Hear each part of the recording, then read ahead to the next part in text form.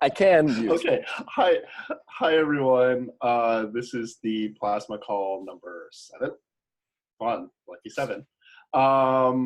And in this call, we're going to be talking about a lot of different constructions, possibly PoS type things and plasma cache type things, and especially splitting and joining with context of plasma cache. Is that a good summary? And state channels. Oh yeah, state channels. Oh, state channels on plasma. And plasma cache transactions between two distinct plasma cache chains without touching the main chain. Using swaps. No, using proofs. You can do it just like proofs. Instantaneously. Yeah. Cool. Oh, the link is actually the same. It's an incorrect link. Cool. So should we kick off the first ETH research link? I will post it in chat, and it'll be probably posted in the comment section. Sounds good Carl, to me. you So want to maybe, describe it? I'll go for it, and I will with friendly diagrams. With friendly diagrams, as always. This was at in Tokyo, right? That was a lot of. Yeah, exactly. I put that together. It's been. Let's see. Okay. Oh my God! So you know what's super messed up? I didn't realize this about Zoom. We're using Zoom for conference calls. Yeah.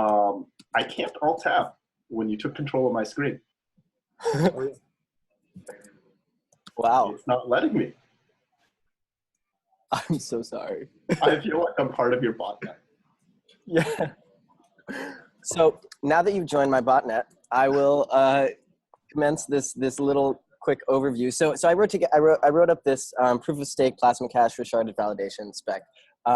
Something that this was kind of inspired and written in Taiwan during the sharding workshop. And so essentially all the sharding ideas, data availability problem, like these things were like floating around in my head, and also in Justin Drake's head, who gets a little shout out because he gave me some yummy availability help. And so the general like construction is pretty simple. And essentially what it's trying to do is it's trying to just shard the validation of availability and validity. And the reason why it's trying to shard the validation of availability and validity is because I'm trying to separate the proposers from the validators.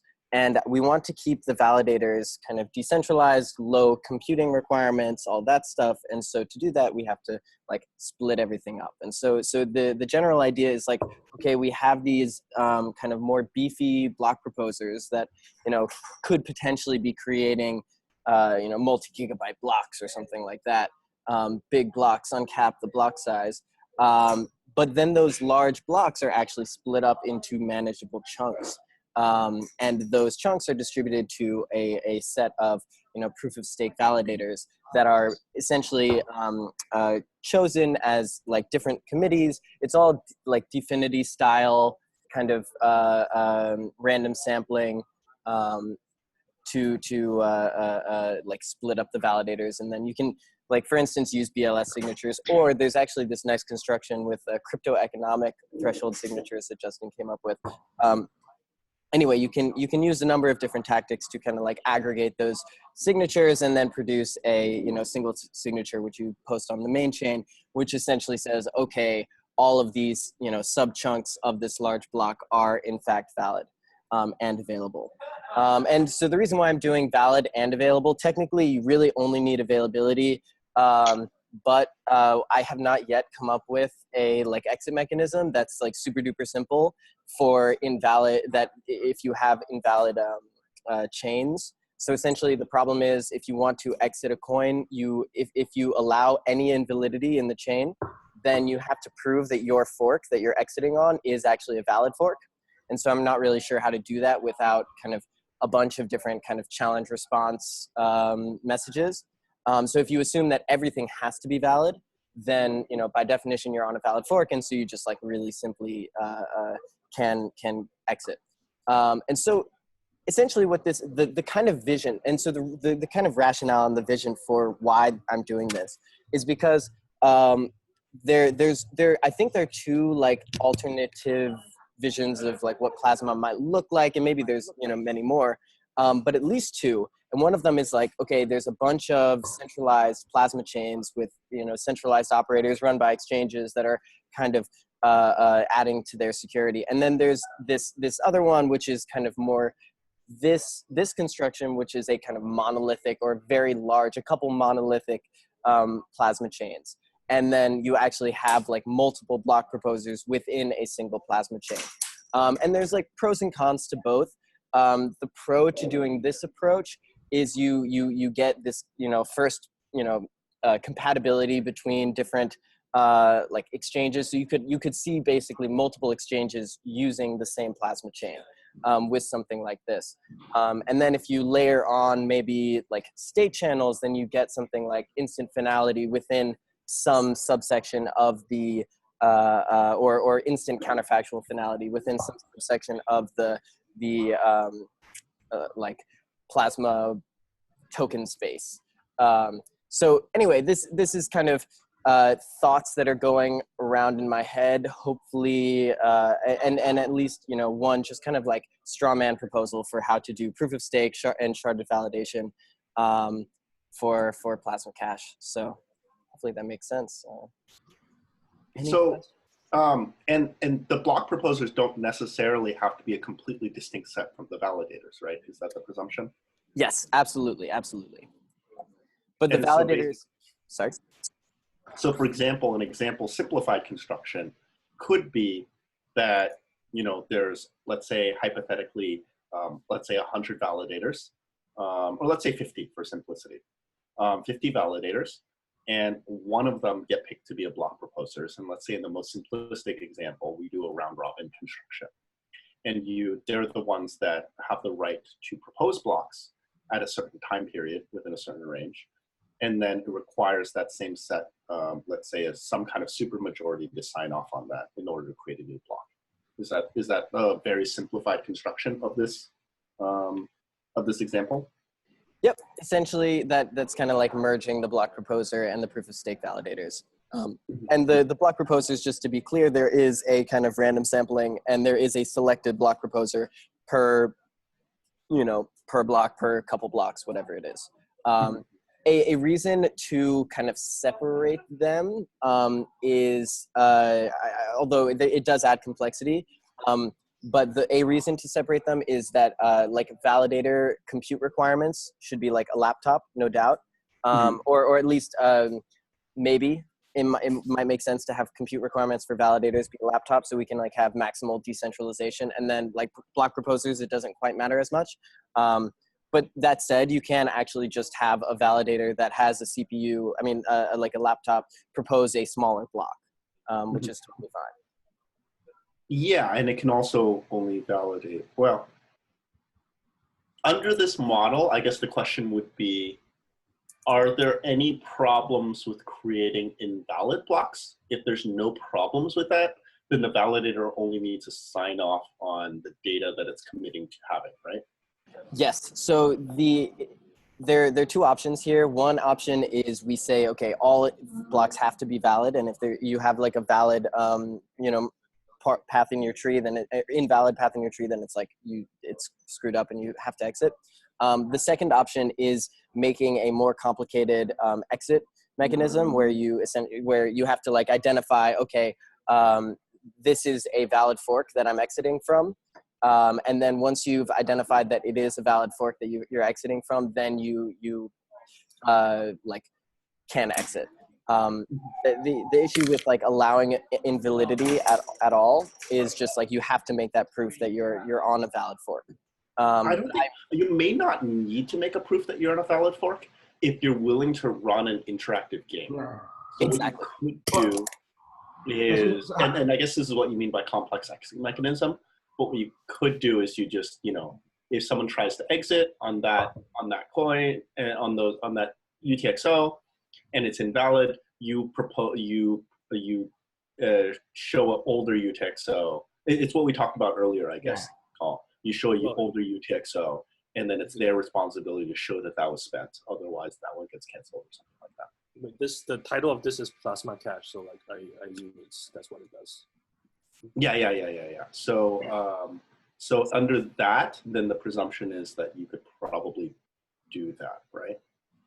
And then at that point, as long as it doesn't fork, but you allow invalid transactions, but there's no forking kind of thing. There's one example. In plasma cache, like even checking the validity of 1% of all the UTXOs is probably going to be extremely expensive.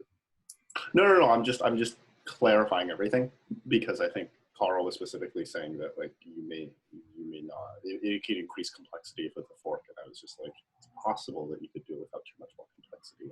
You could what? Do it without too much fork complexity. And yes, so I think that there maybe is like a magic thing that you can do that, like, you know, somehow identifies this particular fork as invalid or something. I don't really know. I don't know how to do the invalidity stuff without doing that interactive game where you kind of like say, okay, I want to exit here. This is, you know, let's say this is on an invalid fork. Then someone challenges me here. Then I, you know, submit a response here, and then you kind of like nail down onto where the invalidity is. And then the chain can check, okay, this fork actually does in fact derive from an invalid chain.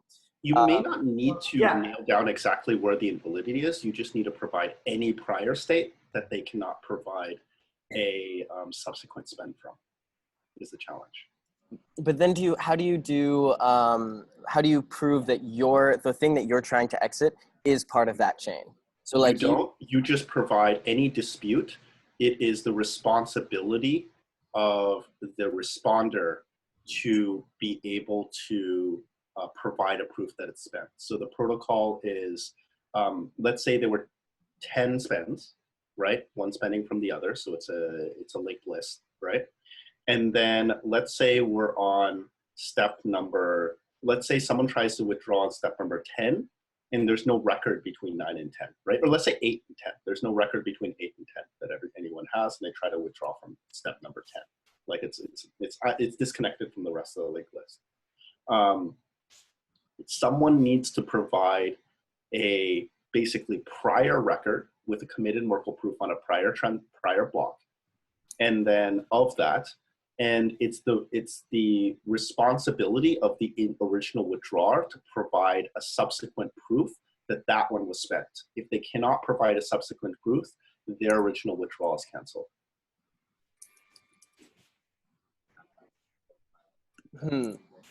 I feel like there's maybe some weird thing about invalid. Like if it's on an invalid, there was like one thing that I basically was that was hard to figure out. No, it's not block withholding. Oh, darn it. Anyway, yeah. So hopefully, if anyone can come up with a simple exit mechanism that allows for invalidity, please, that would be amazing. What do you mean invalidity? So essentially like a double spend, for instance, or some kind of like invalid state transition. So like you have your plasma cache chain, and on your token, on your particular branch, there is some kind of invalid state transition. Doesn't the plasma cache exit mechanism prevent that? Yes. So the plasma cache exit mechanism is going to like basically say, okay, if you try to exit on a chain that is has any invalid block in its okay, so essentially you have an invalid state transition, and then from the plasma cache exit mechanism's perspective, everything after that is invalid. Right? Oh, but that's within that set. Yeah, within that So particular. I'm saying that outside of that set, you can continue using it. Like all the other participants are fine. Yeah. Yes, exactly. Oh, yeah. Oh, sorry. I'm sorry. I didn't realize that's what you were saying. Within that set. Exactly. And so there isn't actually, it's not the worst thing in the world if one subsection of this Merkle tree is invalid, because you can still keep going. Yeah, absolutely. Absolutely. is there necessarily, does it break for all subsequent ones? If you have an invalid one, can't you just ignore it and we just say we're ignoring that one and go on as if it was empty? So that might work. If we do that, then either one, we have to come up with a better exit mechanism that doesn't make this assumption that everything after one, and when I say one invalid, I mean for a particular token. So think one token has an invalid state transition, and from the exit mechanism's perspective, everything subsequent is invalid. Now that was done to essentially simplify the exit protocol, saying, okay, we only want one challenge and one response. But if we don't do that, it's totally possible. But you would have to say, okay, if you don't assume that everything past an exit invalid state transition is in fact invalid, what you have to prove is you have to prove that your exit does not derive from a particular chain of tokens that derives itself from a invalid transaction. So you have to kind of like go back in time to find the moment where it was invalid for your. Yeah, maybe, but I mean, if you're invalid, I mean, the person who has the token from before the invalid state transition will still be able to do a valid challenge that they won't be able to respond to, right? Supposing they've never signed a transaction. So they'll have that, they'll be able to challenge it, like at least in that case, if it's like I'm holding a coin and then the plasma cash operator puts some other coin in that slot, someone tries to withdraw it, I can reveal my challenge and they won't be able to reveal a spend of it. Because they just can't sign for me, no matter what state transitions happen afterward, right? So Yes. 3-step interactive process. Yeah, so wait, you reveal it, I reveal my previous coin, and then you have to reveal a spend of that coin. And you're never gonna have a spend of that coin because I've never signed a transaction from it. So that the original withdrawal gets canceled. Yeah. Now, the problem is that if there's an unavailable block or an unavailable piece of the tree, that we'll never know whether my transaction's finalized. But like that's right. So like if I send to someone, there's an invalid block or an unavailable block, and then they receive it, then like we don't know whether there'll be a valid challenge against that block or not. Which you can punt using like a two-phase type construction, but ideally is more optimal. Maybe.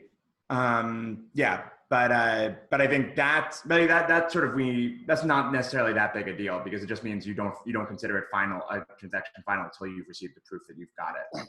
So at that point, yeah. So if there's a colluding or an available operator, it may force a withdrawal at that point. But like also, there's no rush on the withdrawal. So unlike in Plasma, you don't have the rush. I don't know. That's a bit still big. That's big. All right. So I have a sorry. So you mentioned the exit strategy. This is not the exit strategy specified in the link, right?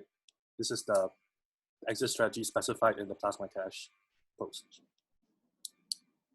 Yeah, the exit strategy that I was referring to is the exit strategy which I outlined in the Plasma Cash simple spec. I thought that one does cover invalid blocks. Yeah, Doesn't it?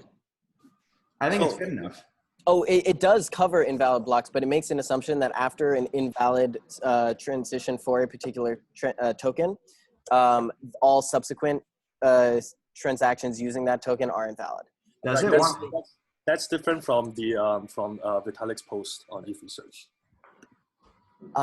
It may be. I'm not 100% sure. I'm pretty sure. I mean, these are all just different posts. I mean, it's the general ideas, right? Sorry, what?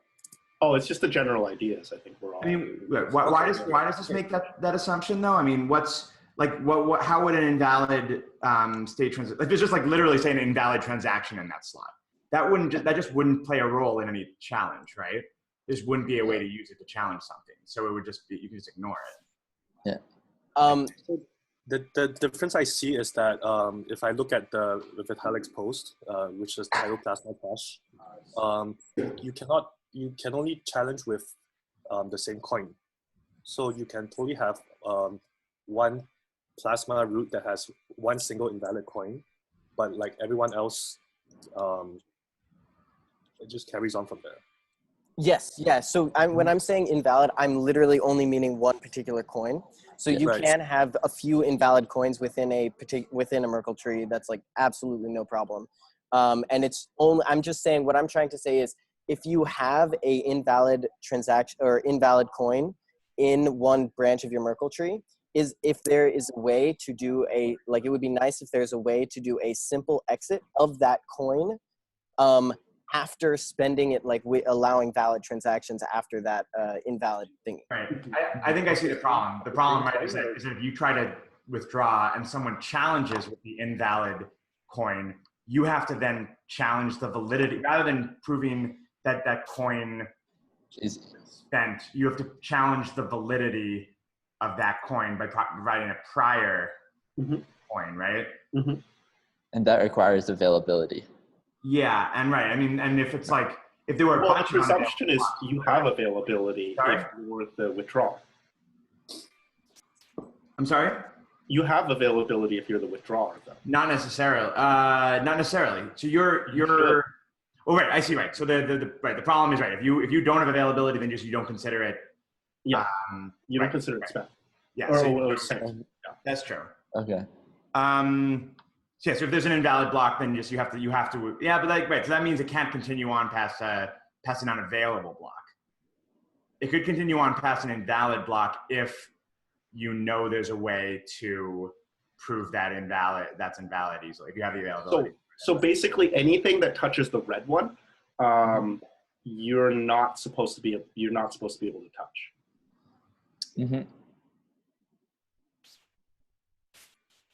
Because if you withdraw from the green one that spends from the red one, then effectively it is the responsibility of the current owner to basically issue the challenge of where they don't have the proof for. Okay, yeah. Basically, that's like the issue. So you have this invalid spend, right? And then the problem is, you can now, like, let's say you allow for valid spends of the valid one, right? So we know that if we looked at this, we could tell immediately, okay, what are invalid things to do? Can I interrupt 1 second? The people on the call, there's like an overlay, at least on my end. You can move the overlay of the webcams, so you can see the rest of Carl's thoughts. Oh yeah. Sorry. Anyway. Got to see the dots. So the issue is, let's say I submit an exit. I assume you can see my cursor. Let's say you submit an exit of this coin. Right? I can't see your cursor. Oh, you can't. Okay. Oh no, maybe I can. I guess I can. Okay, you can. I got it. too. I had to move the people. Okay. Yeah, that's what I mean. Got it.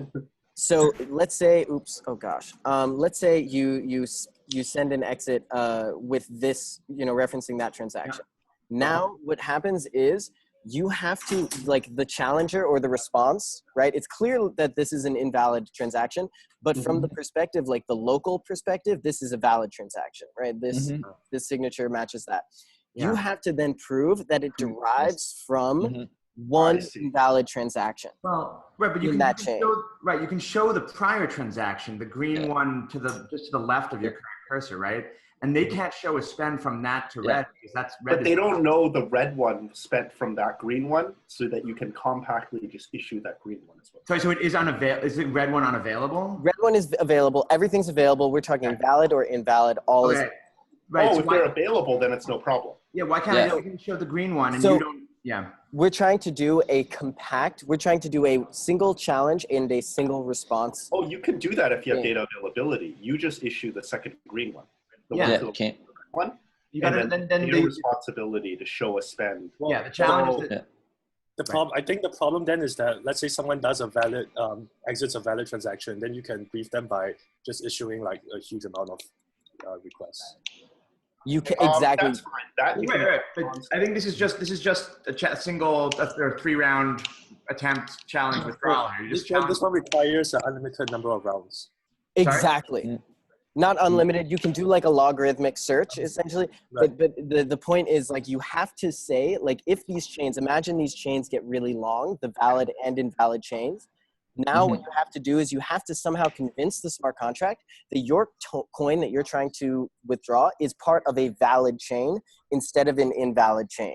And so to do that, like to say, okay, this coin is actually on a valid chain, you have to somehow provide evidence that, that this goes, this one goes to here, this one goes to here, and then this is where it's invalid, right? From the local perspective, of the smart contract, the smart contract doesn't know, what the full chain Okay. is. I think I get it. Yeah. Yeah. So you have to like do this whole, and so what we're doing in the basic Plasma Cache spec is we say, okay, the moment there's an invalid transaction, everything subsequent is immediately It's bad. invalid.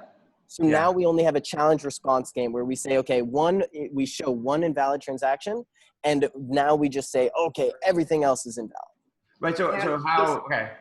Yeah. I mean, how do you show the invalid transaction to prove the invalidity of everything subsequent? Oh, you just basically send a like the Merkle stuff from this chip. Right, but invalid. How do you prove that it's invalid? You show both of those, and then no signature. Right? Yeah, no signature, invalid signature, or something like that. Well, I mean, there could be a valid one in between those. You actually need to show it needs to be interactive, right? This is no. You just submit both transactions. You say, okay, here's the invalid transaction. Here's the valid transaction. Yeah, the invalid one might be from a, I don't know. Anyway, I think this is getting into the details we don't have to. But okay, I think you've convinced me that I think with this you still need to have everything afterward is invalid. Sure. Mm-hmm. So Not great. ideally, we solve this without using fancy cryptography, but you can pump this problem by doing Mimblewimble stuff. Yeah, exactly. Some fancy crypto. Wait, how would you do that? Basically, you wouldn't be able to make the invalid spend in the first place. Nope, I don't get it. Oh, but then you have block availability issues. Block availability is so hard. You mean like you do a Merkle sum tree with the commitments all in the entire tree, so it also add up to 0? Yeah. But then the problem is it doesn't fully resolve double spend still. But the presumption would be that you provide basically at that point, you basically make a proof that your spend existed on a separate block. And at that point, you're disputing the chain itself rather than another participant. But basically, you basically make it so that, Merkle sum tree, it's basically reliant on cut through. You basically do a cut through proof. So that's just a compact proof of block validity then? It's a compact proof of the chain of spends. Okay, yeah. Okay. Right. So you can do that, and that's a lazy solution. Have you written this up at all? Not lazy. That's a lot of work. Has anyone written up the Mimblewimble idea? Huh? Has anyone written up the Mimblewimble? This is the first I've heard of it. No. That'd be cool. Yeah, that would be that. Maybe I should think about that. Interesting. But basically, because transaction cut through is the presumption that you have a whole list of UTXOs, right? And you like explode the UTXO and then compress it back, and that way basically it's one spend to one spend. And this is basically the same problem, except you're not exploding it out and cutting it back in. It's that it's a single chain. And at that point, you can provide a single chain where it's cut through of the beginning state. Okay. So you're suggesting though that the validators do check validity, not just availability. But that's not what I'm suggesting. I am exploring the problem space. All right, sure. But so is it that might be what Carl's saying though? I don't know. Is it that there's an easier proof of validity if you do this Merkle sum tree, or is it that you don't have to check validity of the block? It's that you can minimize the fact that the validators don't need to check validity, and they just include everything in there. What the validators are responsible for is that they do not have double spends within the Merkle tree. Right. So that a state transitions within the Merkle tree are valid, is the presumption. Makes sense.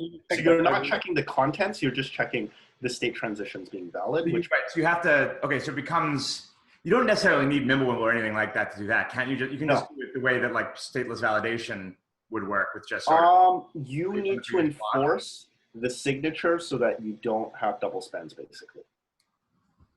Or invalid spends. Right. Colluding with the validators. So the presumption is that, let's say Mallory directly colludes with the validator. And then what happens is that there is an invalid spend, basically the red dot. And then at that point, anything subsequent is invalid, but making that proof is just very expensive in terms of the interactive process. So it's saving the need to do that interactive process itself because they couldn't generate the red dot in the first place. Okay, so can't you do this with like stateless validation though, of just having, in addition to the transaction Merkle tree, a state Merkle tree in each block, and a validator could just check just the delta and just say like, okay, you need to provide the proposer needs to provide a proof from the last block that all these are the previous owners. But that is presuming that the validators have data availability, which is willing to propagate it to the users. Oh, but I thought the validators are, the validators definitely want to ensure, they want to check data availability. But I'm saying like in worst case Byzantine situation of like the validators colluding with someone to steal money and willing to halt the chain and like destroy the chain. And if it's resilient against that, we're like, I feel like we're basically done. That's a very high standard though. I mean like, yeah, validators can definitely, I feel like, all right. I think if it's resilient against that, we're good. Oh, maybe. Right? I don't know. That would like be very good. Your only vulnerable attack at that point is a 51% attack on the network, and then it's just like, well, you're screwed anyway if that's the case. Yeah. I think surely a majority or super majority of validators should be able to halt the chain. There's just of necessity, right? They can halt the chain. So yeah, so they can also, so like the fact that they can force withdrawals by making invalid or unavailable blocks or whatever is not really that much of an additional problem, right? Well, I mean, in the sense of they collude to create the red dot is the problem. That, and then subsequently they're withholding the blocks. Right, but like they could also just halt the chain because they're like a super majority of validators. Oh, I think that's okay because you can always withdraw, right? You can always withdraw with the red dot. You just say like all the users have to withdraw at this point. Yes, and then that creates a race to the exits is the risk. No, it doesn't. No. I don't think so. And if the validators have to attempt, you can just chill on your coins until someone attempts an invalid withdrawal. And this is only for one coin. But And then you It could be for the whole block at the same time. True. Right. But the Carl's example is basically like after the red dot, presume everything after the red dot is withheld. Yep. Mm-hmm. And then at that point, you don't understand like whether there were invalid spends and invalid state transitions, and in order to make that proof, that becomes very expensive. Is Carl's. No, but you don't have. You just attempt to withdraw your coin at the point before the red dot. Like what if someone tries to withdraw the second to the rightmost green dot? You challenge by revealing your green dot. And then they have to provide a spend from that green dot? Yeah, and they don't have one because you didn't spend yours. But you're basically, you don't know that they've made the red dot. You basically... It doesn't matter. You know where your coin is. You're sitting on your coin. You know that you have it, and you know you've never spent it, so it's safe. Like if anyone tries to withdraw it, you show that coin. They can't show a spend of it. If you allow that, there's a problem where like you can try to exit the rightmost green dot, and someone challenges it with the third green dot from the right. Mm-hmm. Yeah, but you show yours. They can't show a spend of yours, right? But you No, can't show because you're supposed to be able to show any prior spend as a challenge. Yeah. As a challenge, you're supposed to be able to show. So they show the the third from the right. And at that point, you have an iterated game of going back in time. Why can't you just show the second green dot? This is on the assumption that you have to exit if there's an invalid block from before, but not like there's no race for it. So like only there's no race. The fear is that someone creates an invalid block with a long chain of invalid spends. And at that point, you have a long iterated game to play with them. No, but if I have my second green dot, so they reveal any of those late ones. I reveal my green dot. You basically provide the data post withholding, or right before the withholding. Yeah. Yeah. Oh, that might solve a lot of it. Hold on. Right. I need to think about this. This is. Really this is generally the rule of plasma cash is you can just sit and hodl your plasma coin, and like it doesn't matter what happens after that. Like you can always yeah. Because if someone tries to do a spend, you know where likely the withholding occurred. That's the insight. And right. because they're withholding at this point. Everything after this point, we can assume is malicious. Well, right. Therefore, Right. we publish all the data right up until that point. Right. And well, you don't have to publish all the data. You just publish the data. The I last. disagree Yeah. with what you last said. So yeah, that's a pretty key insight. I think it's the fact that you can presume when data is withholding that all that data is malicious. Right. But you don't. Actions, therefore it's valid and Right, but you don't actually even have to know when the withholding started. Even if you just like are lazy and don't collect any of the data after your coin, you're still safe. Yeah. Because you know there's never ever going to be a spend of your coin in the future, so you can that'll always be a valid withdrawal. So basically, Carl's diagram, the fourth dot from the left, 1, 2, 3, 4, should not happen. That's true. Right. Although there is this one edge case where the fourth dot is Happens at the same time. Or exactly. Like someone, it's an in-flight transaction, and it's in a mempool. But it doesn't matter because it's presumed invalid. Once there's one invalid block, one invalid transaction. Right, then that transaction's never confirmed, and maybe it will come true. Like maybe they'll be able to withdraw it. Maybe but there's a protocol. We'll design a protocol for that. David was already working. But I do see the point that I've been assuming you could just like continue after the invalid block, but that's pretty hard. So really, no, you probably do have to withdraw if there's an invalid.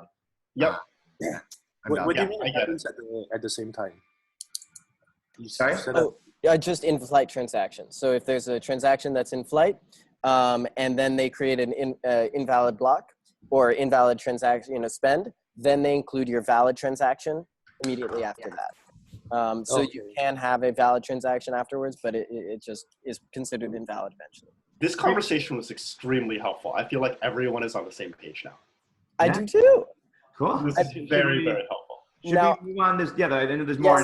Let's move on. Sorry. So we are kind of like agreeing that the last green dot is invalid. Yes. The last green dot, the very, very right green dot, you mean? Yeah, everything past the probably not do it. Yeah, you should probably just not do it. Like if you did it, that's sort of your fault. The software as soon as things are being withheld, you shouldn't send transactions. Or invalid. Or, and even worse, spending from blocks that are not that are being withheld. Yeah. Ooh. Yeah. That should never happen. Yeah. So before we move on, there's one thing that I would like to do, which is I am working on a set of lectures. I heard about this. This is awesome. Which should be exciting. Essentially just like cryptoeconomics, it'll have it has a forum. There'll be a video posted very shortly. You can go to cryptoeconomics.study to check it out.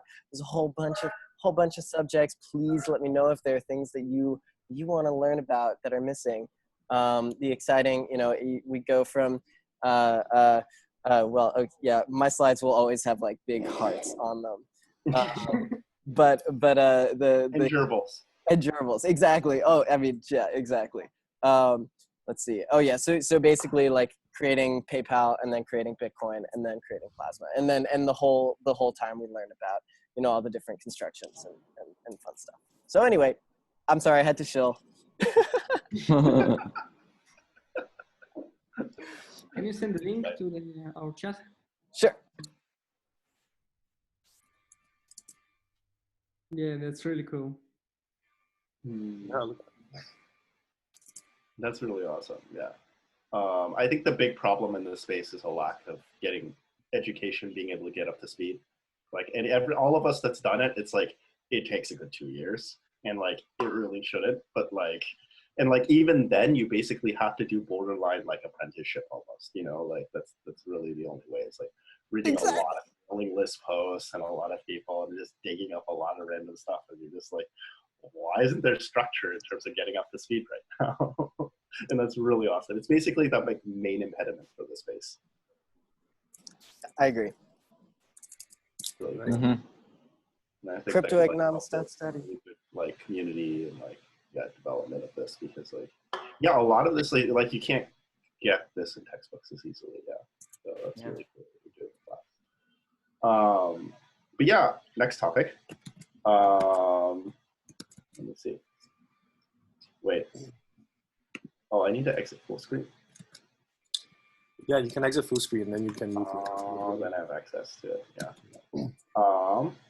And then what should we talk about next? What's on everyone's mind? Because I feel like we're not going to be able to get there.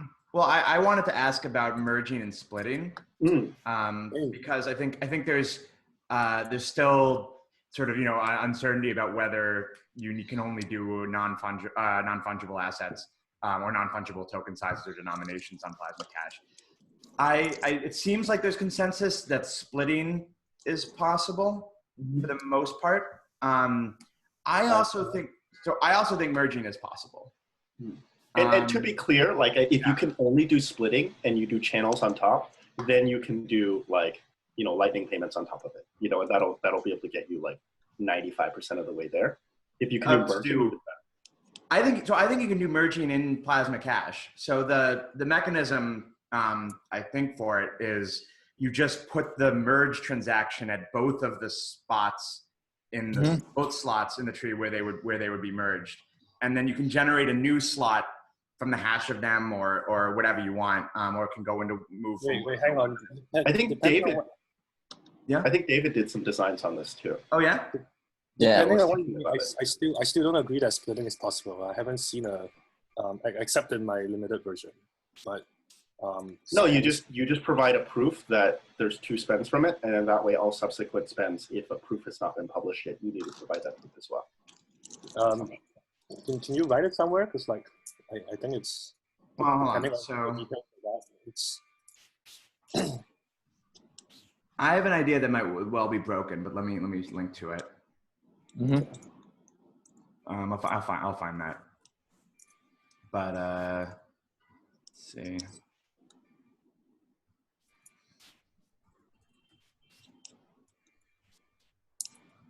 I really don't like the Control F on E3 on whatever the form thing is being like. Oh, do they take over your Control F? Yeah, it doesn't make any sense. Oh, that's the worst. There was a problem with people like basically using that as a malware attempt when you replace someone's Control F.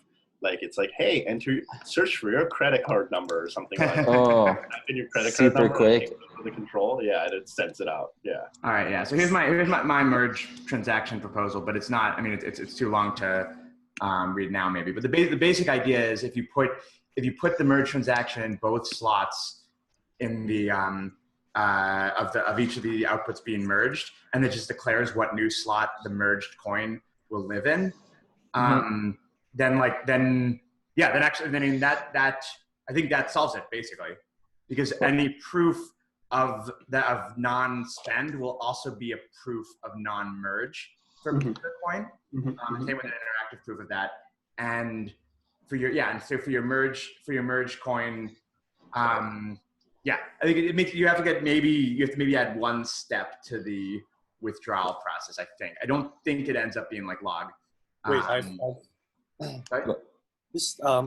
read this post. This is the one I was talking about that I don't believe works. Okay, why not? Well, we had the discussion on the thing because like even the splitting doesn't work in this one. Yeah, so this is right. So the problem with splitting being that you have to maintain a list of You have to watch everything. From it. You have to watch everything.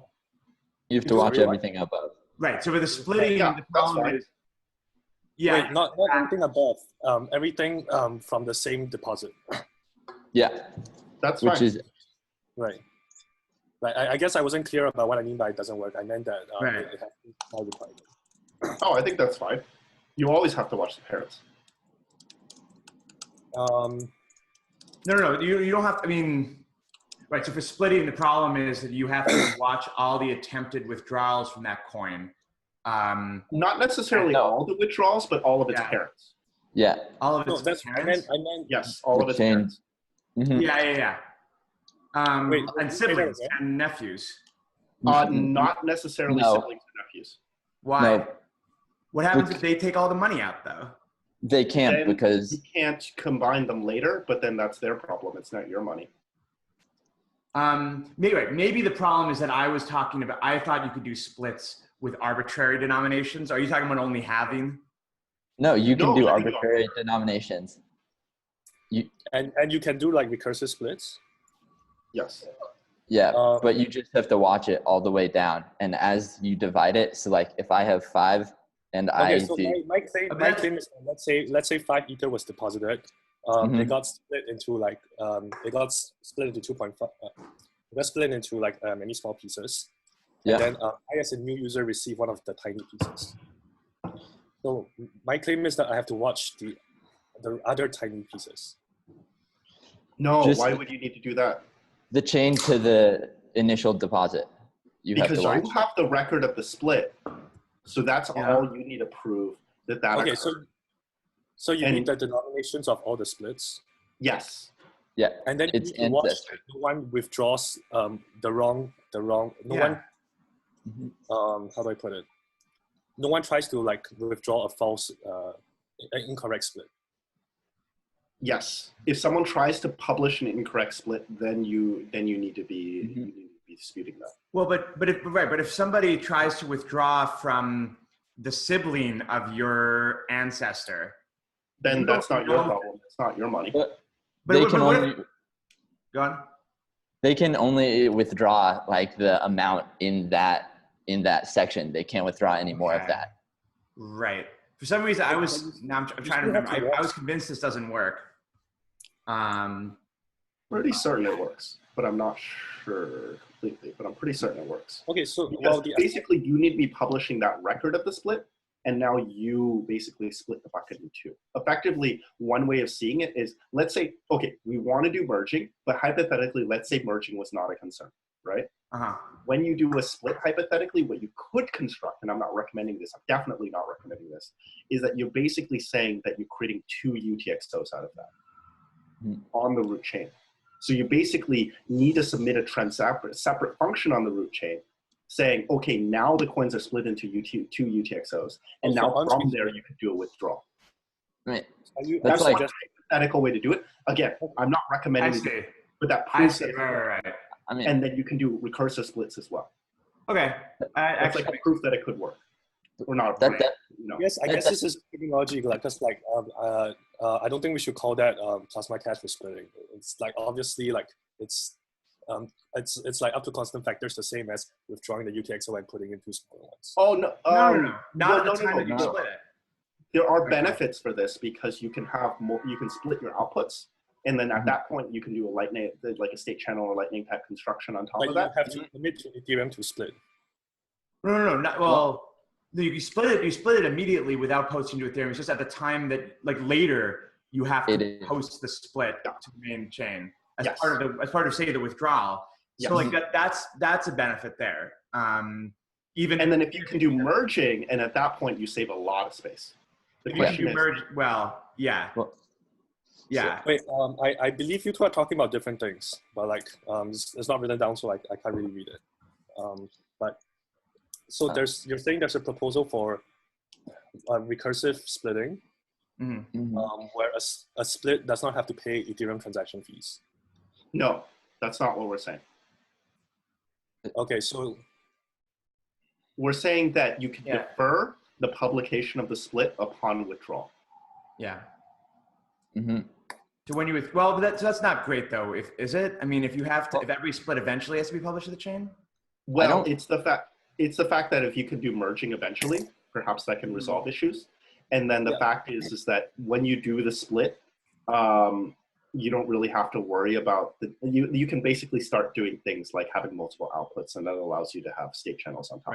Right. That's the primary benefit.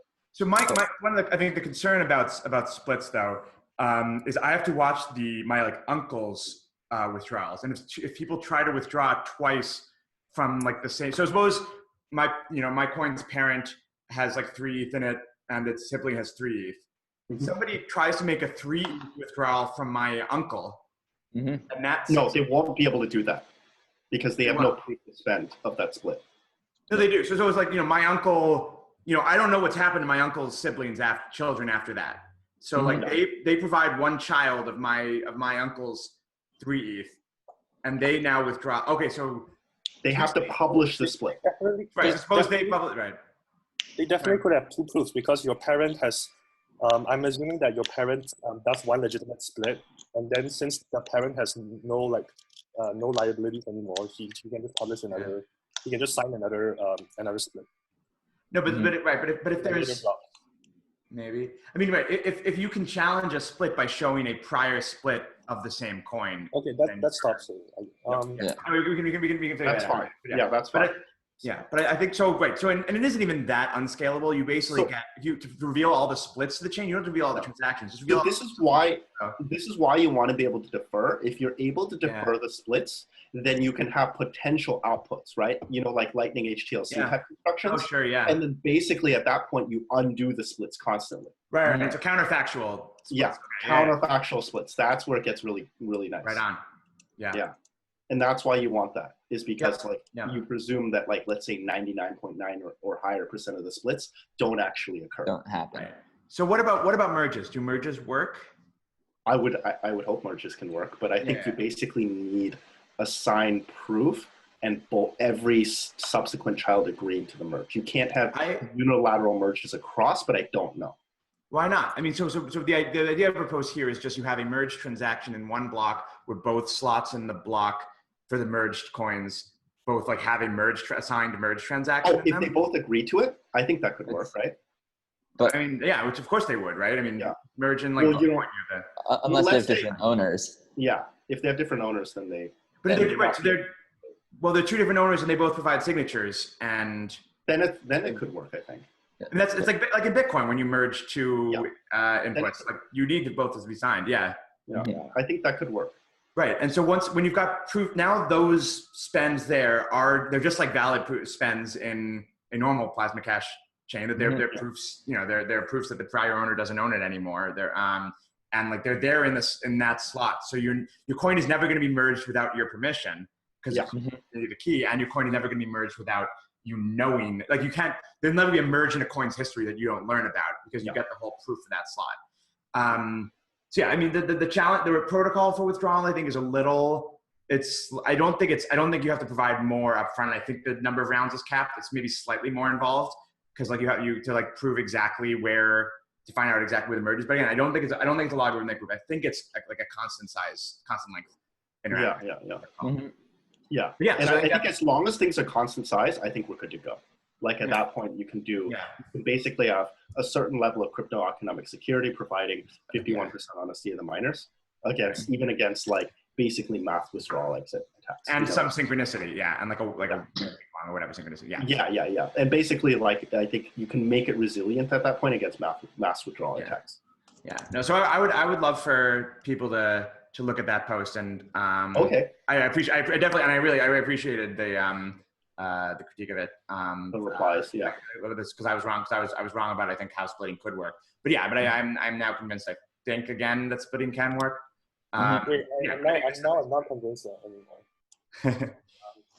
Like basically, is this written down something now the thing I'm worrying about is like whether you have to play an interactive game over previous. No, it's not an interactive game. It's not an interactive game any more than the exit mechanism. Effectively, what you do is you just publish the proof of the entire split itself, and then you can't. Well, no, there's in general there's multiple splits. And then you can basically you need to provide the proof of the entire truth, your entire like branch. You need to provide everything. It's basically like it's like the equivalent of like it's the similar data like constraints as like making an SPV proof. Like you need to provide the Merkle branch. You provide all the signatures. That split. Okay. Yes. Yeah, you must provide everything. And again, the primary advantage is the fact that you defer it, and therefore that allows you to do. And it's really not that bad. I mean, it ends up just being like the size of the UTXO set, which is the same as like a stored on the main chain, which is the same as like what plasma caches. So the feasibility of merges are contingent upon how many do you think people are going to be splitting up the UTXOs and basically your neighbors. If you do basically, let's say within a UTXO, you split it up so that, within certain leaves, you don't expect to be split up. Let's say you put in the equivalent of 1,000 ETH, right? Which is a shitload into one UTXO.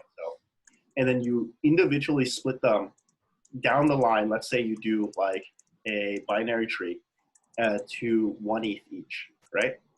And then, so then it's a tree of 1 ETH each, or maybe you would constrain the tree to be a little bit smaller than that. You don't do binary trees. Anyway,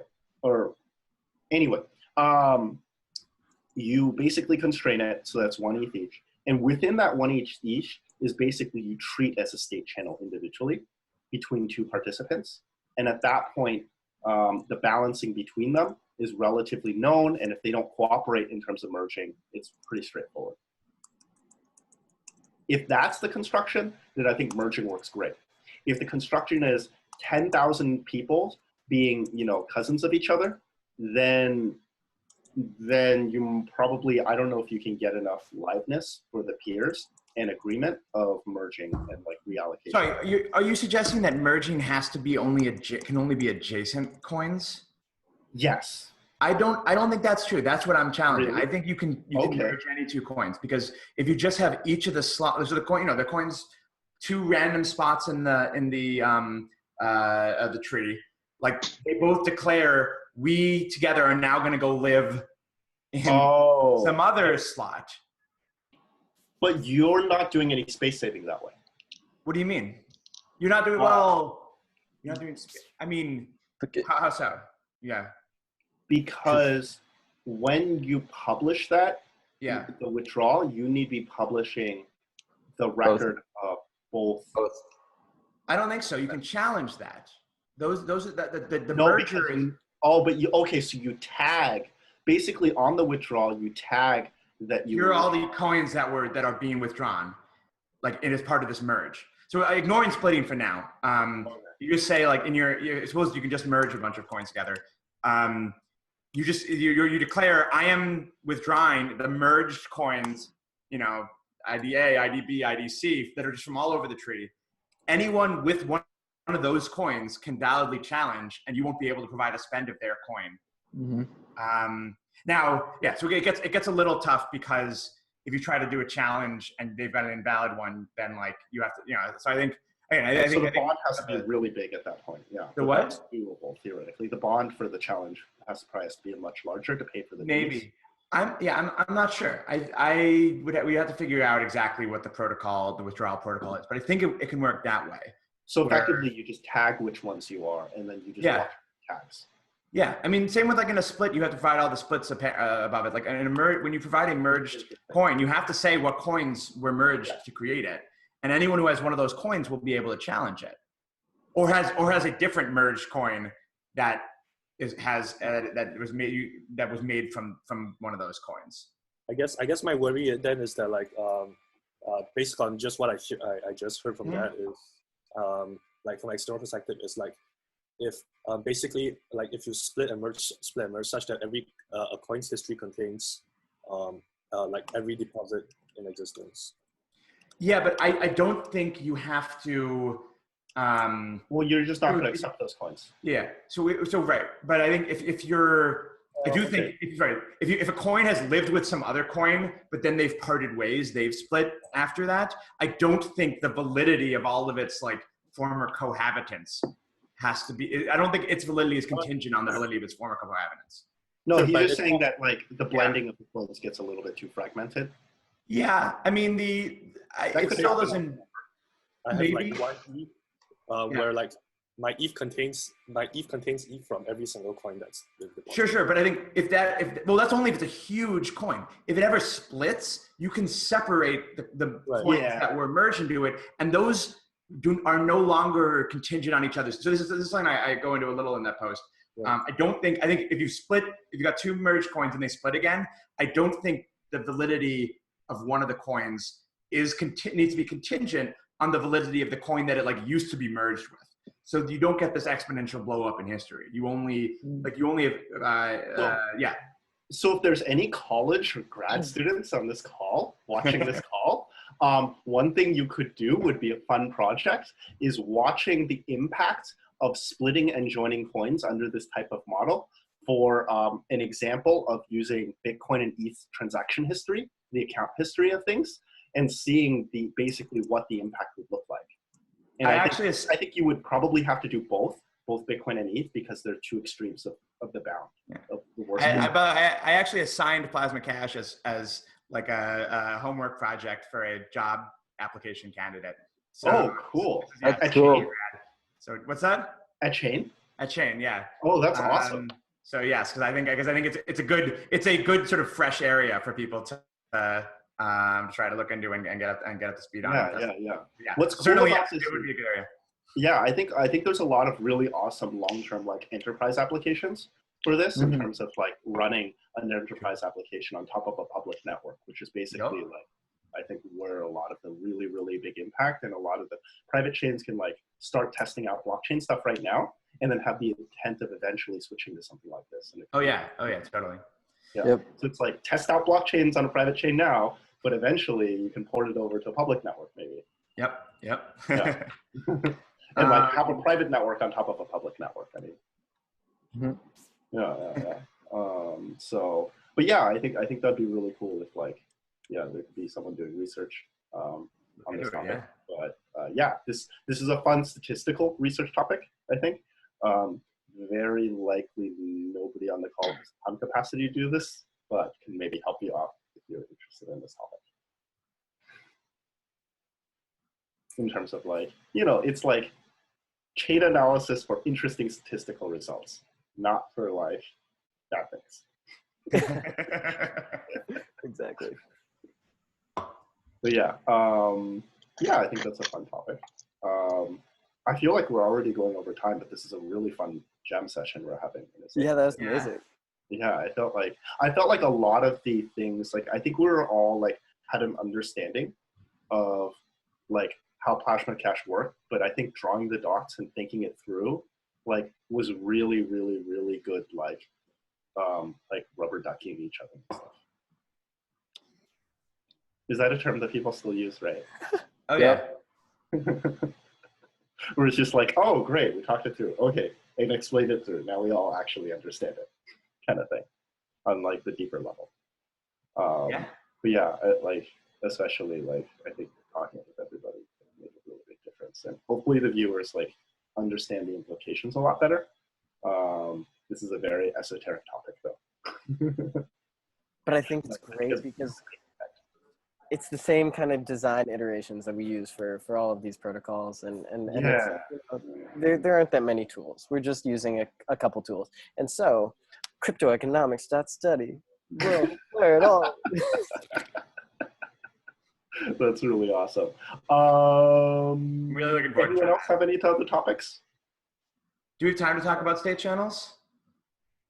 So my computer is at 9%, and somehow it's charging, but it's still going down. I'm terrified. Turn down your Oh brightness. no. Oh, it's off. My computer is at 30%. 30 minutes is at 30 minutes left. So I could probably talk for another 20. If that works. But yeah, state channels. I think effectively you need splitting as a hard requirement. Wait, no. I disagree with that. So from what I heard just now, there's like two separate ideas here. One with your counterfactual splitting, and the second with my multi-sig UTXO. No, but I'm talking about specifically within the context of like having contingent like payments like HTLCs. Yeah, you can do that with multi-sig, but without splitting. You effectively need to split your coins at the end though, because you have multiple outputs with different rules. No, you split them on Ethereum. That's basically doing splitting on chain, on exit. So that's no different. You're basically saying you have a constrained use case. You can do splitting, but the constraints are smaller if you want to do state channels. The constraint is you have to do splitting, but not necessarily spending off of those splits. Right. Well, no, only in the case of a forced close, right? Yes. And So if you're want to keep it open anyway, Which right. is, yeah. Right. Or cooperative close, yeah. Yeah. Actually, right. Cooperative close is hard because you can't. Cooperative, right? Actually, yeah, you can't cooperatively close if you don't have splitting. You can't cooperatively close your channel. Yeah. Like different amounts. There was one that Carl suggested though, which was probabilistic splitting. What? Probabilistic splitting, where instead of saying I give you like 60% of the coin and you give me 40% of the coin, I give you the whole coin 60% of the time and you give me the whole coin 40%. Probabilistic payments. I feel like probabilistic payments we should defer to at least like not. I love it. I think it's genius, dude. Oh man, have you guys? It's sort of like that works up until you're making like a $500 payment. Yeah, and then people get. And at that point, oops, you're out $50,000. People love gambling. Credit card roulette, the numbers get really big. I think it's like instead of jailing people for 10 years, you kill them like 10% of the time. Yeah. Oh, geez. That's really For a small amount. So yeah, like credit card roulette starts getting really perverse when like the numbers start breaking into like the like mid-$100. Lifetime, yeah. Yeah. So what's your scheme for canceling splits? Huh? What's your scheme for canceling splits? Oh, you probably need to have rejoins or basically a rejection of that. You could basically, there's two ways, right? If you can do merging, then you can do merging. But if you don't allow merging, hypothetically, which ideally you should, and I think what the research that Dan was talking about and that David did looks plausible that you can do merging. But let's say you can't do merging. You basically create a spend that basically rejects that split. You basically have this like, I revoke this thing. And you need what do you mean a spend? Have a like record of revocation. Ownership transfer of which UTXO? You can, ideally you can like, undo the transaction of some kind, Oh, you need like a extra transaction type. Revoke. Yeah, you need an extra revoke transaction type. Which is like revoke this previous transaction. But ideally, yeah, you or you could do it via timeouts, like basically you do that timeout construction. Sorry, you already would have timeouts. You do that timeout construction, but you do a revocation, a compact revocation, You could also use nonces and publish a later version, is the right way to do it on Ethereum, I think, You basically have incrementing nonces and you publish a subsequent version. Right, so like 3 or 4 ways to do it. That's probably the right way to do it. Well, incrementing nonces is the same as, like, it's basically the same as canceling the old ones. Yeah, but it's more compact. Yeah, sure. Think about that. And then what happens is that anytime you do a transfer of ownership, you publish that into the plasma chain. Yeah. It's cool. Does that work? Seems plausible, right? But at that point, I feel like if you have state channels, you don't need to worry as much of like dust. It's solving the dust problem of merging, I think. Mm-hmm. But it may not even come up, that problem. It could be that like we're good to go, but at that point, it's sort of like you need instant transactions, like how much more bandwidth you need. But ideally, merging is already good enough. But I don't know. I don't have intuition around this. When you say merging, you mean like sibling merging, which is yeah, sibling merging. On chains, on the plasma chain, sibling merging. If it's good enough, then you're sort of good to go a lot. But I suspect in some situation you may not be, but I don't know what that looks like. Mm-hmm. I mean, this is not getting into details of how you do channels on this, but like I think like many of us haven't given many thoughts about this. I don't know. Have you guys? Sure, it's possible to do channels. Yeah. On a. But like minimizing effort or like minimizing complexity, I think, yeah. Right, but I'm like, so one concern, right, is that if the plasma chain operator can censor the plasma chain, they can force withdrawal of all state channel an immediate withdrawal of all money in a state channel, right? If one attempts what? Sorry. So if assuming the plasma chain validators can censor plasma gas chain, right? Supposing that they can. Yes. Maybe this distribution of that will be wide enough that censorship won't be possible. But let's say they It should be planned on. Right. So if they do that, then state channels need a mechanism for close on the main chain, right? Yes. Yes. And that would be just sort of that ends up with a rush to the exits from the state channel. So this sort of restores the rush to the exits problem in some sense. Oh no. You do the timer. You do the timeout based upon the timer of the plasma chain, the block height of the plasma chain.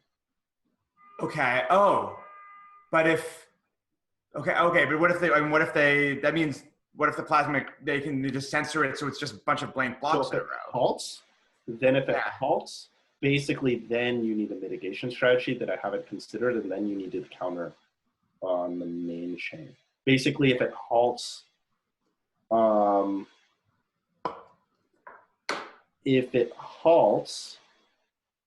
then what do you do? Then, okay, if it's withheld, that's the biggest problem, actually. If it halts, you basically say, great, no problem. We just, after it halts for some end time period, then we start the clock on the Ethereum chain, you know? But if it doesn't, if it's being withheld, then I don't have good answers for it. If it's being withheld, or if they're just empty, or if you just start having a bunch of empty plasma blocks. I mean, right. So the problem is now, like, if empty is okay, I think, right? Empty, you just like the timers, the script timers are like, they're going to make sense. Wait, what? The timers on the scripts are going to make sense. Yeah. Like you're just going to exit, and then it'll be clean. Exit on the main chain. Exit on the main chain, yes. But then that's a rush to the exit of everyone who's got a state channel on that plasma cache chain has a limited time bound in which to exit, right? Do you have a limited time bound to exit? To exit in the state channel before the other party can time it out, yeah. No, because, okay, first of all, I'm presuming that you have mitigations where you're prepaying for any disputes. And then secondly, why do you need a rush to the exit? Because if you've got money in a state channel and the other party after a week can time it out. No, but they haven't withdrawn it yet. The timer, the clock only starts. Oh, yeah. Right. So it's a relative timeout. So, okay, so so if they attempt a withdrawal, you can challenge. Okay, so So you only have to exit if they attempt a withdrawal. So it's the same. And the presumption is you prepay for disputes. Right. Yeah, no, totally. Okay. But you're right. That's a good point to clarify for everybody is you do need those provisions on the contract itself. Right. And basically what I would imagine is it basically looks like a simple split. What looks like a split? It looks like a split, but there's like a nonce attached to it or something like that. What is it? The closing The of the state channel. On-chain. So can you say that again? The on-chain withdrawal. The Ethereum chain withdrawal.